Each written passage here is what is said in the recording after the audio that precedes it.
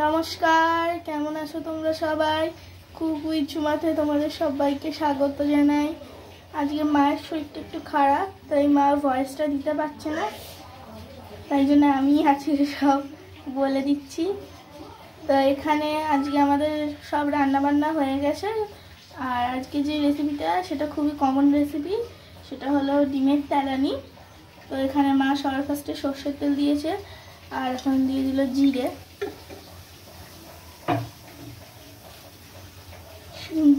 শুকনো লঙ্কা দিয়ে দিল, আর তেজপাতা দিয়ে দিল।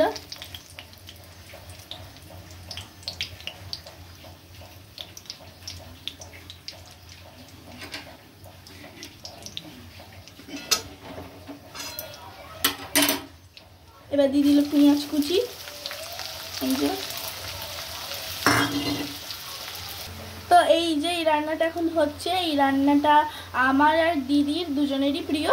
আমার শুধু দুজনের না, আমাদের বাড়ির সবারই প্রিয় এটা, এই খাবারটা। আর আজকে মা যে যে রান্নাগুলো করেছে, অনেক কিছুই রান্না করেছে, সেগুলো এই রান্নাটা হয়ে যাওয়ার পর মা তোমাদের সাথে অবশ্যই শেয়ার করবে। এবার চিনি দিয়ে দিল মা, কালারের জন্য অল্প একটু চিনি দিল। এই দেখো, এখানে কিন্তু এই রান্নাটা, এই রেসিপিটাতে বেশি তেল লাগে। আর এইখানে আছে হচ্ছে জিরে বাটা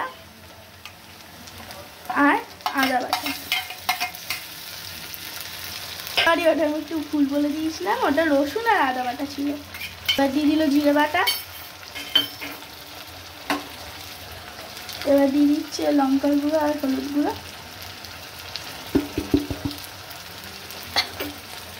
এবার দেখো গাইস, মা মশলাটাকে কিন্তু একদম ভালোভাবে কষিয়ে নিচ্ছে। এবার মা অল্প জল দিয়ে দিচ্ছে।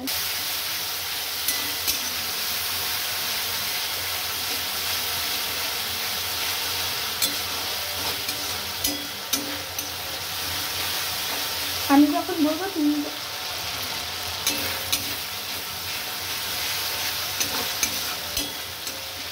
এবার এই মশলাটাকে একদম ভালোভাবে কষিয়ে নিতে হবে।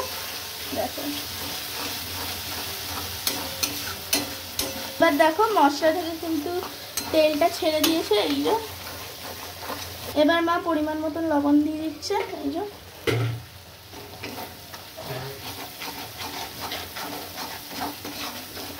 এবার মা ভালোভাবে কষিয়ে নিচ্ছে। এবার দিয়ে দিচ্ছে জল।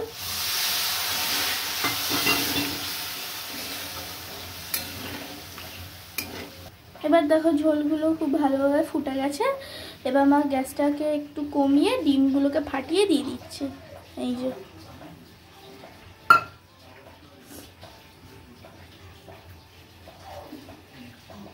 এটা আমি বলছি বন্ধুরা, এটা খুব আস্তে আস্তে করে মানে ডিমটা ছাড়তে হবে, যাতে খুব আস্তে খুব আস্তে আস্তে করে এটা আর কি ছাড়তে হবে। এটা ভাপেই হবে। আমার শরীরটা খারাপ বলে ছোট মেয়ে আজকে ভয়েসটা করছে।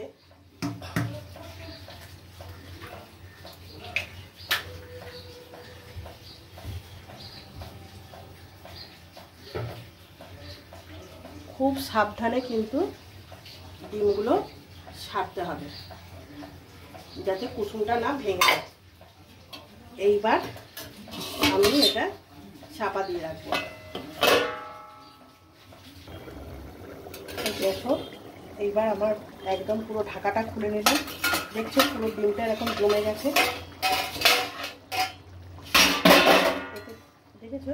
এই দেখো, এই দেখো একদম জমে গেছে। এইবার আমি গ্যাসের ফ্লেমটা একটু জোরে করে দেবো, দিয়ে আমি কাসুরি মেথি একটু ক্রাশ করে হাতে করে দিয়ে দেবো। ব্যাস, আমার রান্না কমপ্লিট। গরমের জন্য আমি গরম মশলাটা দিচ্ছি না, তোমরা গরম মশলা অবশ্যই দেবে। আর আমার কাছে ধনেপাতা নেই, ধনেপাতা দিলে মানে ফ্লেভারটা খুব সুন্দর আসে।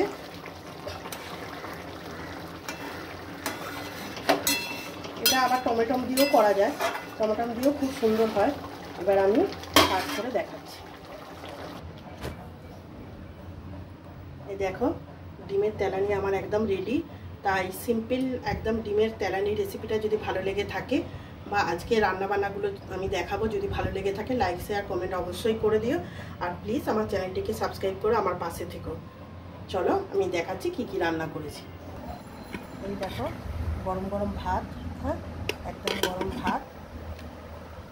আর এই দেখো বাদাম ভাজা আর বড়ি ভাজা দিয়ে কলমি শাকটাকে আমি ভাজা করেছি। বাদামটাকে ক্রাশ করে নিয়েছি আর বড়িটাকেও ক্রাশ করে আমি কলমি শাক ভাজা করেছি। কুমড়ো ভাজা, আর দেখো এঁচোড়ের ডালনা। এই দেখো এঁচোড়ের ডালনা, আর এই যে তোমাদের সাথে শেয়ার করলাম ডিমের তেলানি আর আমের চাটনি। ব্যাস এই রান্নাবান্নাই করেছি আজকে দুপুরে। চলো তোমাদের প্লেটটা সাজিয়ে দেখাচ্ছি। এই দেখো বন্ধুরা, তোমাদের বলেছিলাম প্লেটটা সাজিয়ে দেখাবো আজকে দুপুরের মেনুগুলো।